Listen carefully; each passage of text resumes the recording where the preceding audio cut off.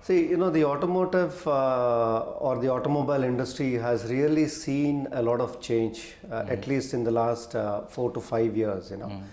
The trends have changed.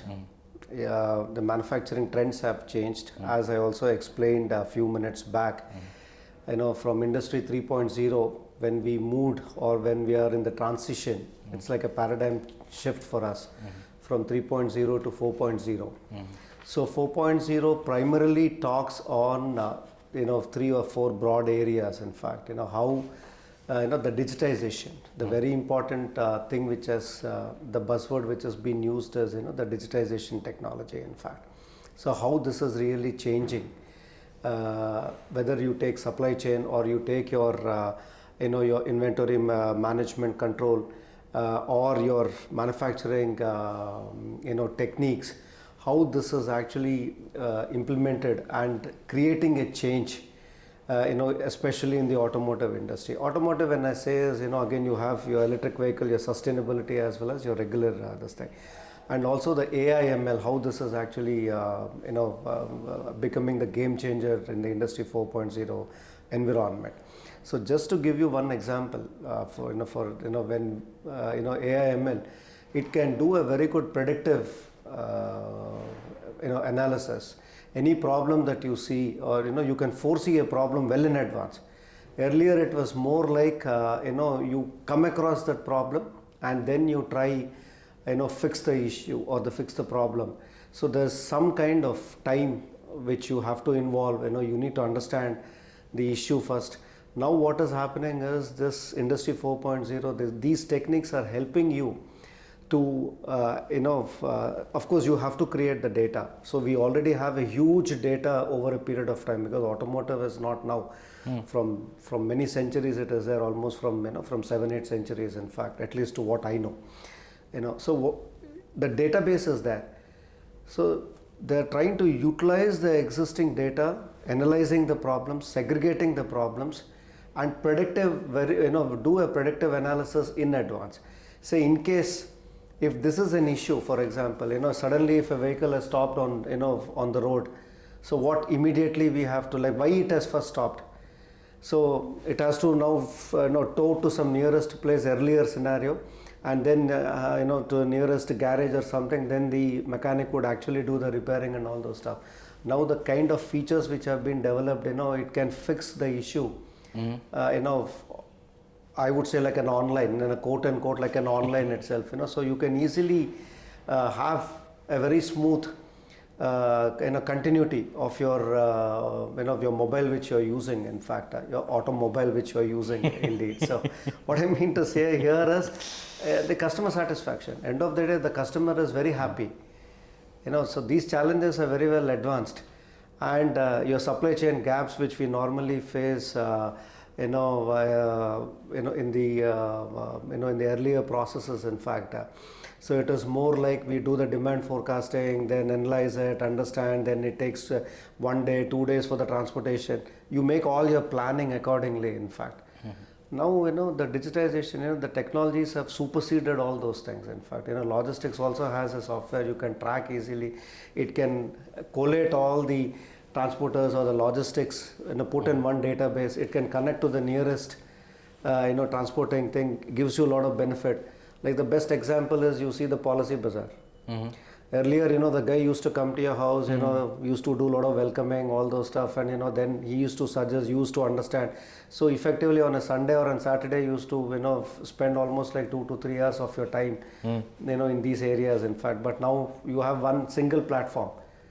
Just compare that with your Industry 4.0 in an automotive environment. It's already, so the startups are actually getting all these things integrated and putting in one place. So that itself is a very good initiative. I can keep on talking like this, but yeah, so I just want to end here. These are some of the great things which are happening. But the way we implement, see, end of the day, implementation is more important. The talent is available. The prerequisite skills are available in our own country, in fact. But how effectively we utilize them and at least start off, lay the seed first and then start moving in that direction, I'm pretty confident and sure that If not today, tomorrow you will actually see the benefit directly, and also they will have both tangible and intangible benefits coming out of this. See, the larger challenges is the need of the hour is skill development. Technology is on one side, skill development is on the other side. Both have to be seen in parallels. You can't see these two differently. How much importance or the thrust that we are giving for automated technologies or for future mobility or for future technologies, same importance or the same weightage we have to give for skill development. For me, as on date, my personal opinion is this is one area where India as a country and individual organizations, then training centers, colleges, universities, everyone have to focus in enhancing or developing skills. At every level this is required.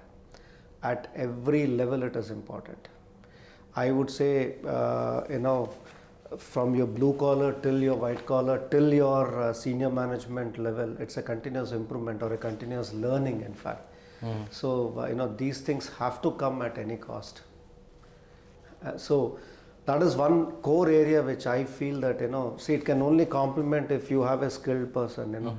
See, labor is cheap, no doubt. I can put 10 people to do that particular activity. If it is unmanned, see what the other side of the grass is doing. When I mean any foreign establishment, what they do. If you see like China especially, any plant you see is even a small and medium-sized company, it is completely automated. I don't want to do a direct comparison. I'm very proud of my country, but yeah, I think one thing is skill, one thing is how much automation you will do. End of the day, if everything machine is doing, it also has a limitation, in fact. So how we try to utilize and optimize our workforce, but in a smarter way. I think smarter is the right word. Smarter is the right word. So that is one area where all these association bodies or the at the pre-learning stage or the learning stage, it should be inculcated thoroughly, and the latest technology should be brought into the courseware. The mechanical engineering which I studied almost 30 years back, I don't see a very great change in strength of materials or in engineering mechanics. These are the common subjects which even today also in most of the universities are taught, because I go give guest lectures in few universities. So I keep all the time talking on these technologies, and on what the future trends are, in fact. See, the influencing factors, would be is obviously, the policy framework for manufacturing. Even though, the seeds have laid, like PLI schemes have come, whether you take battery or, for example, battery, let us say, we are talking about EV, sustainability, then carbon, greenhouse gas emissions, reduction. like we also pledged in COP 26 that by 2070 we would be carbon neutral. So all these things are very impressive, very attractive, and there are good initiatives. But I think the structure around this is very important, and the adaptability is also very important. How fast, how quick we can get these things, adapting. So this is one big fact, I would say a factor which influences if this is in place, I'm pretty sure that this would obviously influence the other factors and can be a good game changer. So we could also be at par with the other side of the grass. We follow all their quality systems, their norms, their practices and all. But why don't we have, like you have a Kaizen practice, you have an ISO practice, you say total quality management, all these things have come from different locations or different countries. In fact, there should be an India way, an India quality system or something of that sort, which I think these would certainly would be a major influencing factors. And I would say one influencing factor is the structure and the kind of initiatives, and the cluster formations is one thing. Skill development is the other influencing factor, and I would say accessing the technology also. In fact, again, I'll give you a very good example. Battery is there. We talk so much about battery. Again, I'm repeating the statement. Why? Because that is the focus area today. Sorry, for all of us. Why? Because we are importing cells globally for cells, 80% or 85 to 90% of the cells are being supplied from China. Or maybe some part, some cells come from South Korea. In fact, the LG Cam and I know Panasonic, some of these players do. But the backward integration of a cell, the anode, the cathodes, the analyzers, there's lot of vacuum in these areas. There on some piecemeal basis, just like mushrooms, we see like 1 or 2 companies coming up. But I think in a big way, the gap needs to be filled. In fact, so what I mean to say here is how we can access these technologies is one thing. How the government, because in this government support is required. How government can actually make us say, for example, we need to have lithium mines, or if we are going for a different technology, we need to have some natural resources. The political system, the federal concept, I think these things need to be continuously mulled within our policy makers and reach the government and infuse in their minds like how they can do a very good push. This influences in a major way. In fact, these are some of the major throughputs what we have. So when once these things are really focused, and I'm very sure that we no need to depend on any other country for cell. He determines my battery price today. Some other guys they determine my price. That is the condition where we are in fact. But still, we see some progress happening, but much more needs to happen, in these lines especially. So, smarter technology, government has to come out, even the PLI schemes are not so attractive. In fact, they're very broad, state selections, then, a lot of renewable generation has gone, was infused into the, into the power sector. So, how this is in turn coming back to the industry is very important. In fact, the tariff prices are, of course, there's some push, but in the federal concept, still there are many challenges. In fact, so if I have to give you a free power, it depends on the local government, especially, even though the national government is ready to do that. The local government is also. Yeah, so it's one nation, one grid. One power tariff that we are talking about. We have wheeling charges. Every state has its own wheeling charges, transmission charges, some cess charges. The taxes itself bulks in your 7 rupees or 8 rupees, per unit tariff. In fact, the actual power cost is very less. All these taxes are around 70-80%. So, what am I talking? In fact, so I think this is something should have immediate focus. So obviously, smarter technologies can be accessed. Indian brains are great brains, but our people are only going and doing that. But this can be leveraged in a better way here itself. But these factors need to be focused on. They are focusing. I don't want to discourage. Things are happening. It takes time. But they have a target by 2025, 2026. I take it as 2030. In fact, so that should be an ideal time frame to really have these changes come on. Yeah, we are in power equipments as well as in sustainability, what we call. So in sustainability, we have 4 verticals. Like we are the OEMs. Like we manufacture electric vehicles in different ranges. In 3-wheelers, we have near about 11 variants which we are operating. For in the loader, for the logistics segment, then for the solid waste management. Then for passenger segment, for last mile connectivity and all, and in the 2-wheeler segment, but in a very niche market, we are operating again in the logistics space, not like the general for the commuting thing.